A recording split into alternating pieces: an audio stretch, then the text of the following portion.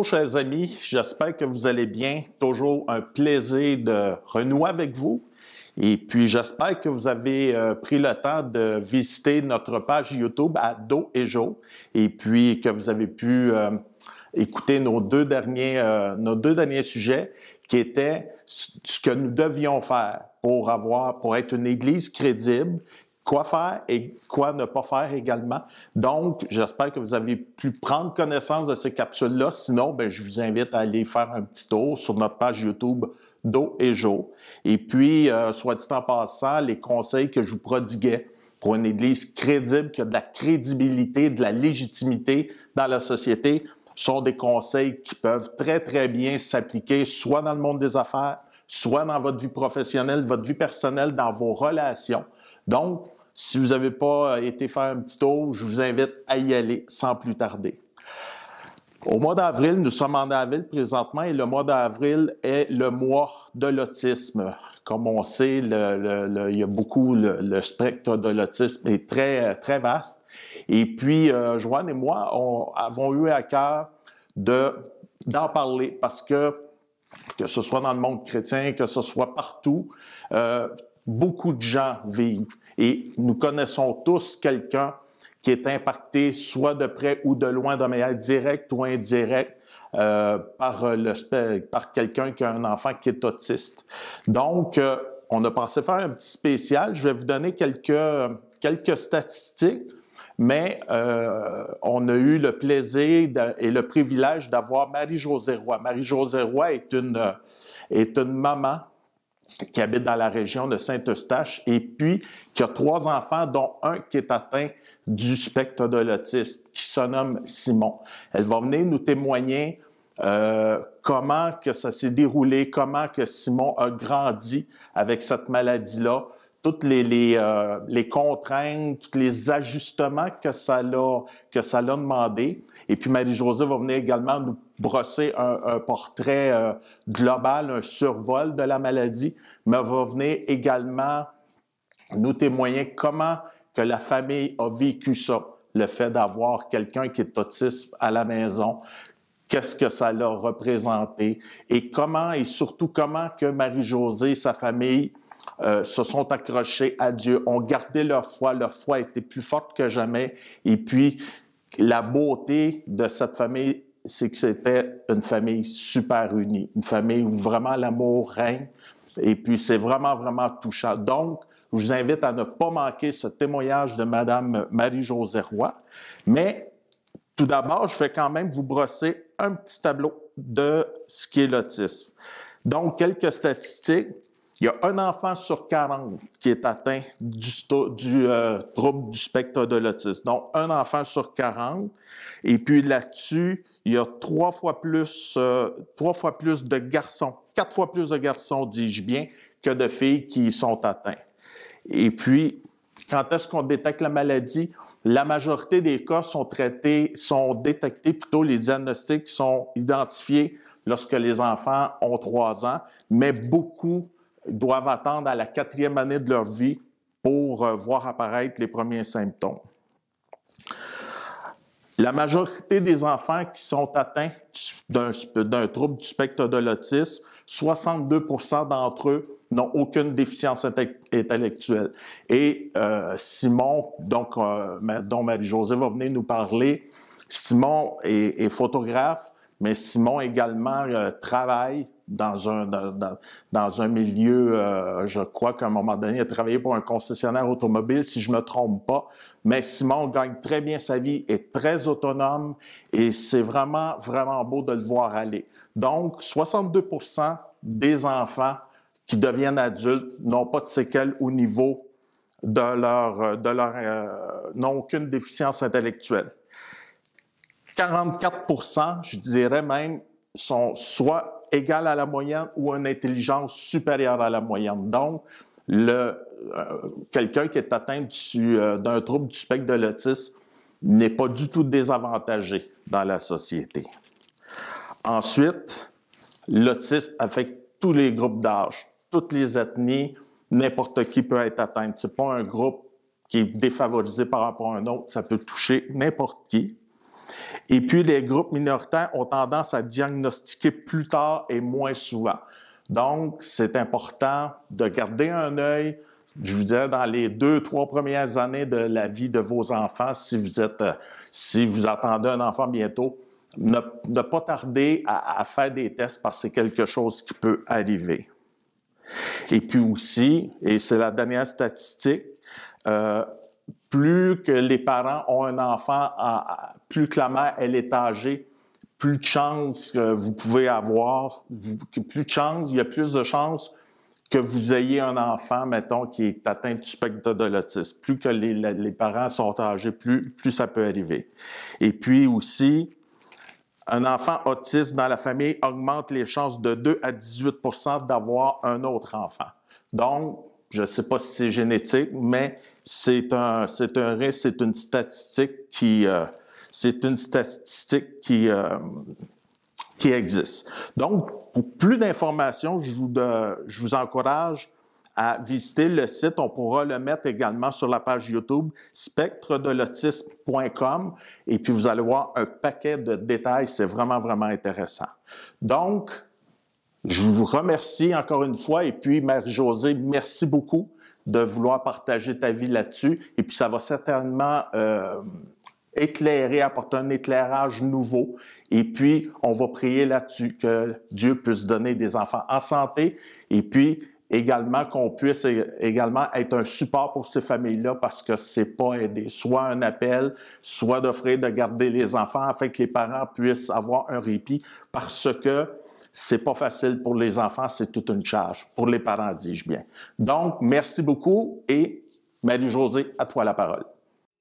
Merci beaucoup, Dominique. Merci de me donner la possibilité de parler un petit peu de l'autisme en ce mois de l'autisme, le mois d'avril.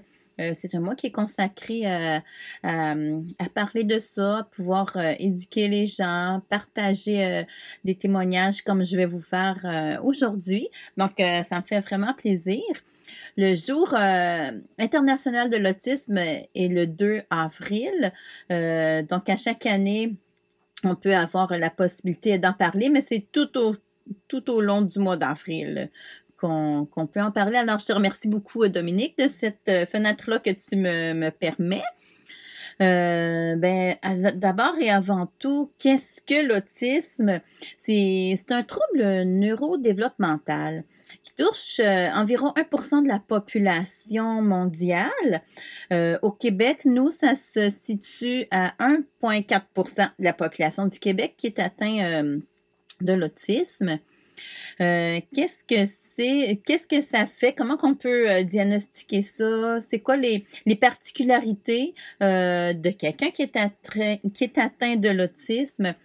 C'est des difficultés importantes au niveau des communications avec les autres, les interactions sociales, surtout aussi, qui sont différentes.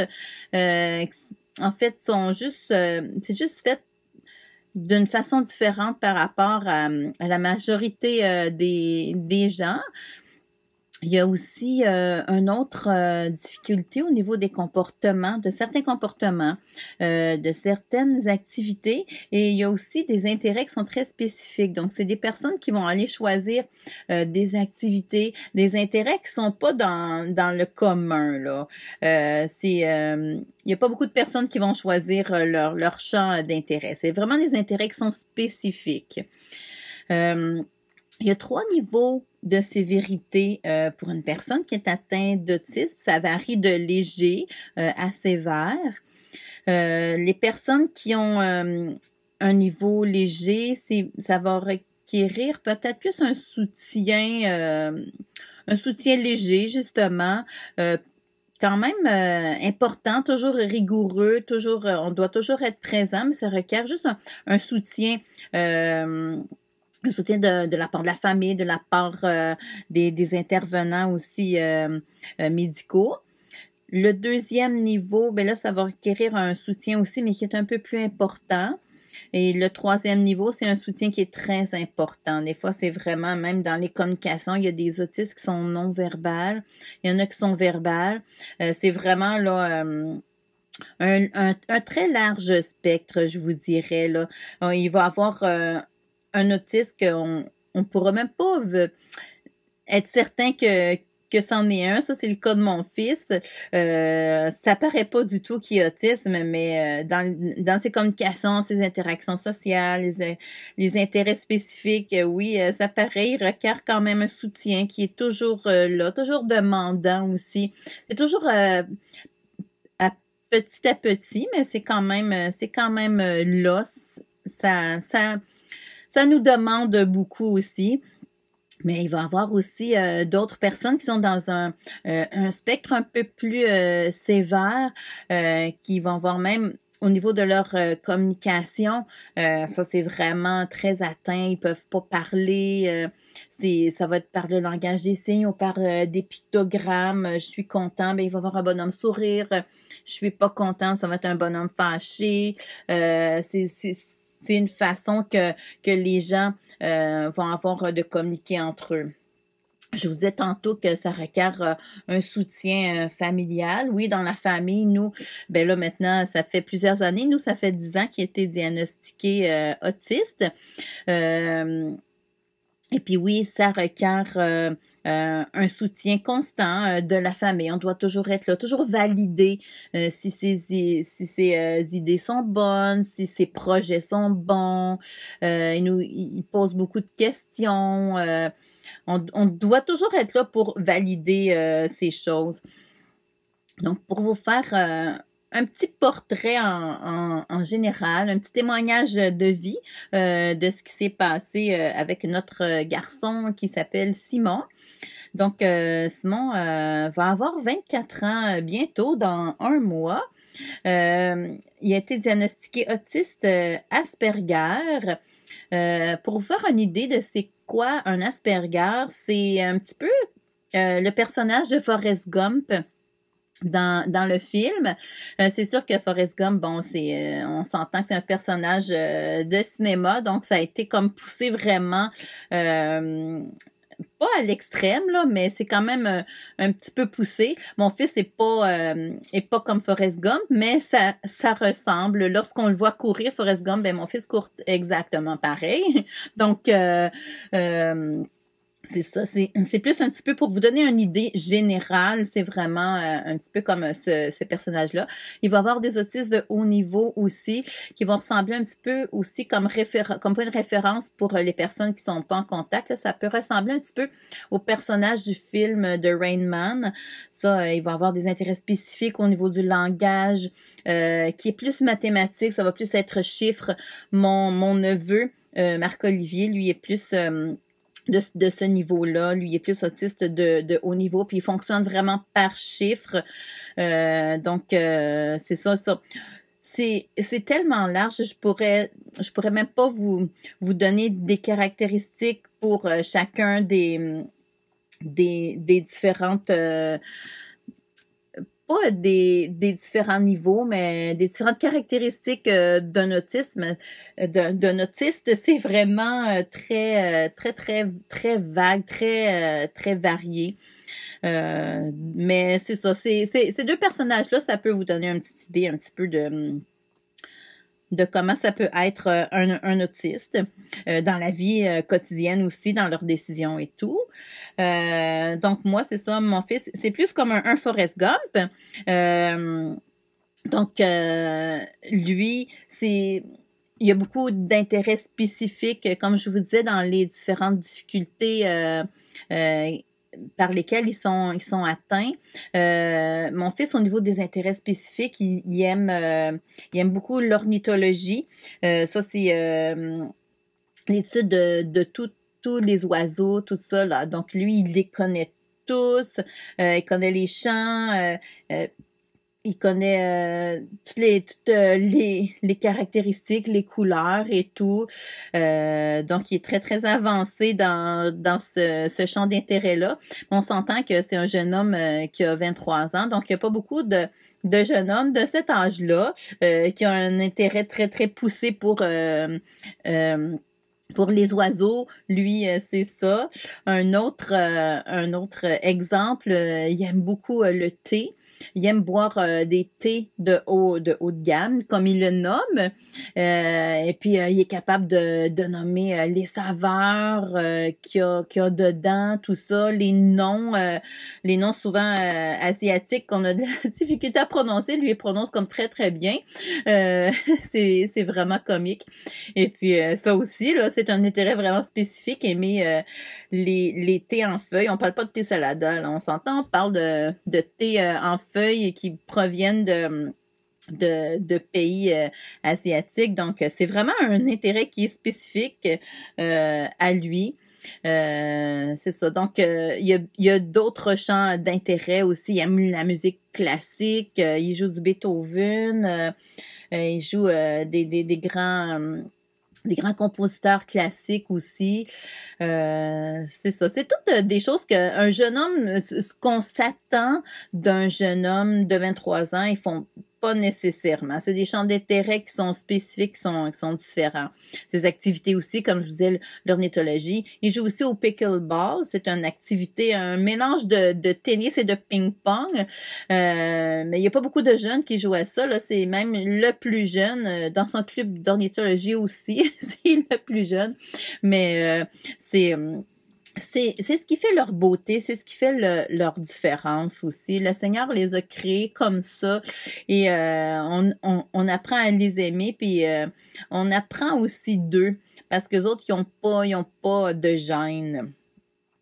La petite gêne là qu'on a des fois quand on dit on va se garder une petite gêne, mais des fois eux ils l'ont pas. Des fois ça peut créer certaines situations un petit peu je vous dirais pas embarrassantes, mais des fois, oui, mais ça fait quand même leur beauté, là. C'est pas grave comme sorte de comportement, du moins dans mon cas à moi. Là, je vous parle toujours de mon expérience personnelle. Au niveau des communications, des interactions sociales aussi, des fois, ils savent pas comment se placer, comment agir, tout ça. Je vous donne un exemple. Quelqu'un est au guichet automatique et puis lui, il va aller comme genre trop proche de lui, il va rentrer comme un peu plus dans la bulle des autres, tout ça. Mais c'est des apprentissages qui se font. Nous, c'est des apprentissages qui sont un peu plus, qui sont innés. Tu sais, on le sait d'instinct, là, qu'il faut pas se placer trop proche des gens, tout ça. Pour une personne qui est autiste, elle le saura pas, puis ça va être des apprentissages plus mécaniques qu'ils vont devoir faire au fil du temps.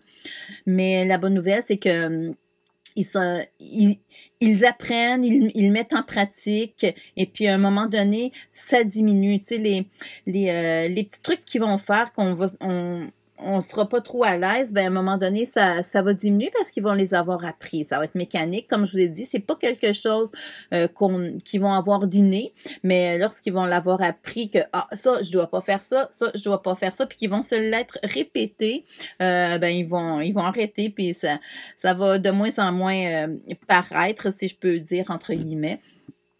Donc, nous, pour faire un petit témoignage rapide de vie, quand il était jeune, mon garçon, il était très, très tranquille, il était pas tannant, il jouait toujours dans son petit coin avec ses petites voitures, il alignait toutes ses voitures une à côté de l'autre pendant des heures, tout tranquille, il demandait pas trop. Lorsqu'il me voyait, j'étais proche de lui, il était sécure, il était correct, sa vie était belle, il y avait aucun problème. Donc, dans son enfance, on n'a pas vraiment vu qui avait peut-être un petit trouble de l'autisme, malgré que mon mari me disait souvent, je trouve qu'il joue pas comme les autres, il joue pas à des jeux de rôle. Lui, tu sais, se déguiser en un personnage, tout ça, là, ça l'intéressait pas comme mes deux autres enfants avaient fait. C'était pas quelque chose qu'il comprenait, premièrement, l'utilité, tout ça. Il faisait pas, mais bon. Moi, je me disais, bon, on a chacun nos goûts. Lui, ça l'intéresse pas. Lui, il aime juste jouer avec ses voitures. Puis ses Lego, il en a fait tellement, ça. Il était dans son petit monde de Lego, puis il jouait tranquille. Donc, j'avais tu sais, je pensais pas qu'il était pour avoir un trouble comme ça. C'est rendu à l'adolescence que là, ça s'est un petit peu manifesté. Comme je vous disais, les interactions sociales, c'est une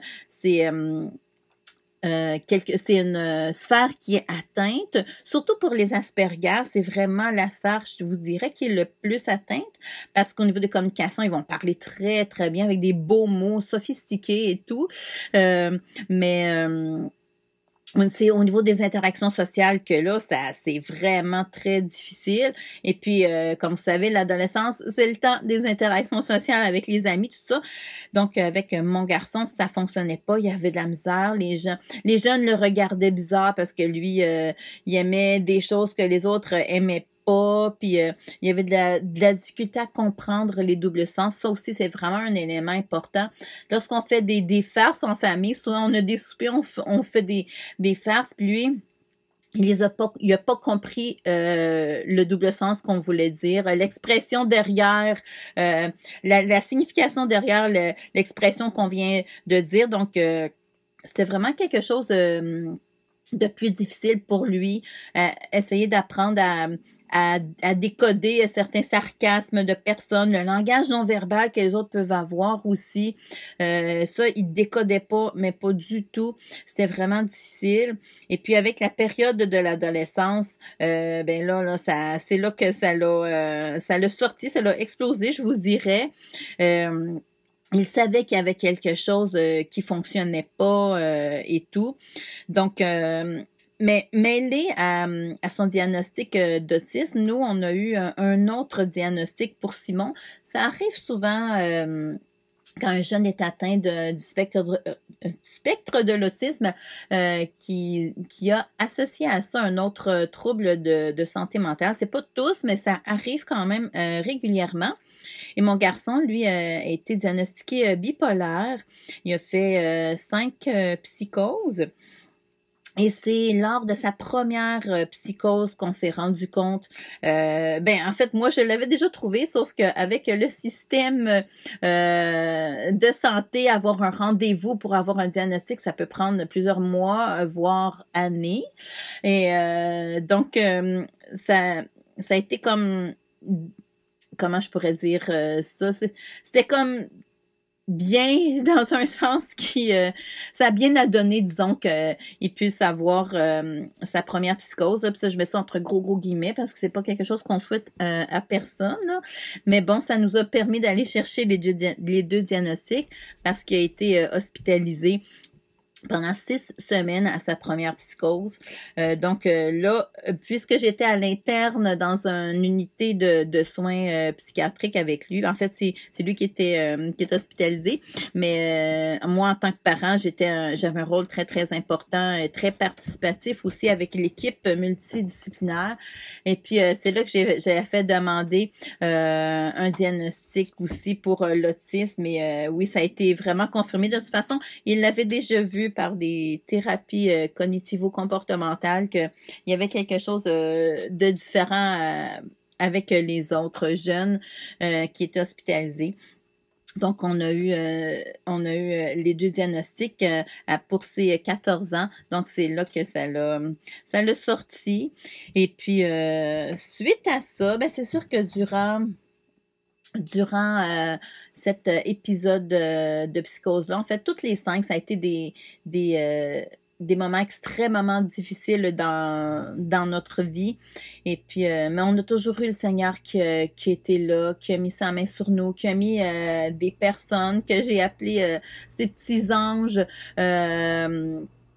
autour de nous. On les connaissait pas. Autant la directrice de l'hôpital de la section psychiatrique qui était là, qui était croyante, puis qui me disait, inquiétez-vous pas, madame, vous êtes une femme de foi, le Seigneur, il va vous aider, il va vous diriger, vous allez savoir quoi faire. Je m'attendais tellement pas à une phrase comme ça venant d'une directrice de pédopsychiatrie, mais comme je vous dis, le Seigneur a toujours mis les bonnes personnes, autant que c'était un de mes amis qui était infirmier clinicien justement en santé mentale, qui nous a beaucoup aider dans ces périodes difficiles-là. Le Seigneur, il nous a pas laissé tomber. Et puis, suite à tout ça, tous ces événements-là, bien entendu, c'est le Seigneur qui nous portait dans ses mains durant cette période-là, qui a quand même duré je vous dirais, un 4 ans et demi avant qu'il puisse faire sa dernière psychose. Il y a eu des périodes plus douces, plus calmes entre ça, là, heureusement. Mais suite à ça, et même à partir de ce moment-là, je vous dirais, il y a eu vraiment un apprentissage puis un réaménagement de notre hygiène de vie. Donc, apprentissage dans le sens que qu'est-ce que c'est l'autisme, qu'est-ce qu'on fait avec ça, qu'est-ce que je fais aussi avec la bipolarité. Nous, on a toujours jonglé avec ces deux balles-là, donc il a fallu tenir compte des deux diagnostics. Mais c'était surtout dès que la bipolarité a été contrôlée, parce que c'est comme n'importe quelle maladie physique ou une maladie mentale aussi, un trouble de santé mentale, ça se contrôle à un moment donné avec de la médication et tout. Donc, lorsque le côté bipolaire a été stabilisé, on est vraiment rentré dans l'autisme, puis on a réaménagé notre hygiène de vie face à lui, vraiment, pas en baissant nos standards, mais en ne poussant pas trop. Ça a été quelque chose de difficile pour moi, puis j'ai toujours été une maman qui voulait pousser ses enfants à aller le plus loin possible, essayer de se dépasser, viser le dépassement de soi, tout ça. Donc, avec mon garçon, ça a été quelque chose que j'ai dû travailler, dire, bon, regarde, on y va lentement, mais sûrement. C'était vraiment ça, ma phrase que je devais me dire pour que ça puisse, qu'on puisse bien vivre son autisme aussi, puis qu'il soit bien. L'objectif, c'était de faire vraiment baisser toute l'anxiété qu'il y avait autour de ça. Donc, on a réaménagé nos pensées, je vous dirais en premier, tout ça, puis notre routine de vie, le sommeil et tout. Donc, dès que tout ça a été stabilisé un petit peu plus, on a appris à vivre avec, on a appris à voir ces belles personnes-là que Dieu a créées. Le Seigneur les a créées avec l'autisme, et puis c'est merveilleux parce que ils nous apprennent tellement à s'abandonner justement au Seigneur quand on reçoit ces diagnostics-là, ou quand on vit juste un petit truc du quotidien là qui est plus difficile. C'est vraiment des belles personnes à qui on doit même prendre exemple. Et puis c'est ça. En gros, c'est un petit peu ça. Je vous ai fait un petit résumé très rapide de plusieurs années de diagnostic, puis même, je vous dirais, depuis sa naissance. Et en passant aussi, c'est pas une maladie, c'est vraiment un trouble neurodéveloppemental. Donc ils sont nés comme ça, c'est un état. Comme une personne qui a la trisomie 21, ben elle aussi, elle a un état, tu sais, sont nés comme ça. C'est pas quelque chose qui s'est développé, c'est pas quelque chose qui a été créé parce que la personne, elle avait une moins belle hygiène de vie, tout ça. C'est vraiment un état. Ils naissent comme ça. Et la directrice en pédopsychiatrie, elle m'avait vraiment fait une belle analogie là-dessus. Elle m'avait dit qu'ils étaient faits sur comme un autre filage en lien avec nous. Donc, pour terminer, je voulais juste vous dire un verset vraiment qui m'avait frappé, ben qui me frappe toujours en fait. Ça a été un point central dans ma vie. C'est Proverbe 16:9. L'homme élabore des plans, mais le Seigneur en dirige la réalisation. Lorsque j'ai reçu le diagnostic de trouble de l'autisme Asperger de mon garçon et le trouble bipolaire, parce que j'ai reçu ça en 4 jours d'intervalle, là, j'ai compris que tous les plans que moi, j'avais décidé, ben pas décidé, mais que je prévoyais faire, que je m'imaginais qui était pour se passer, C'est pas moi qui dirigeais la réalisation, le Seigneur me menait ailleurs.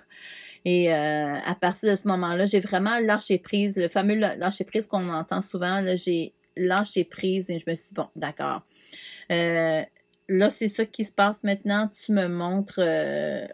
mais des personnes dans ma vie, montre-moi, Seigneur, comment je dois agir, comment je dois être la meilleure maman pour ce jeune homme-là que tu m'as confié.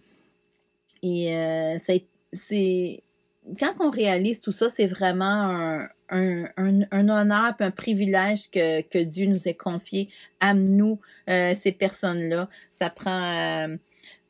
en tout cas, moi, j'ai vraiment vu ça comme un honneur qui m'est choisi pour être la maman d'un jeune autiste, puis vraiment apprendre à vivre avec ça. Je vous aurais pas dit ça lorsque j'ai reçu le diagnostic, mais c'était un apprentissage avec, au fil du temps, une acceptation. Mais après ça, ben là, je suis là maintenant, puis je peux vous en parler à tous. Alors voilà, c'est un petit peu ça mon témoignage de vie avec mon garçon Simon, qui est un jeune homme fantastique. Et c'est ça. Alors, je vous remercie. Merci Dominique de m'avoir laissé la parole, de pouvoir témoigner de ce qui s'est passé dans notre vie. Et puis, voilà. Merci.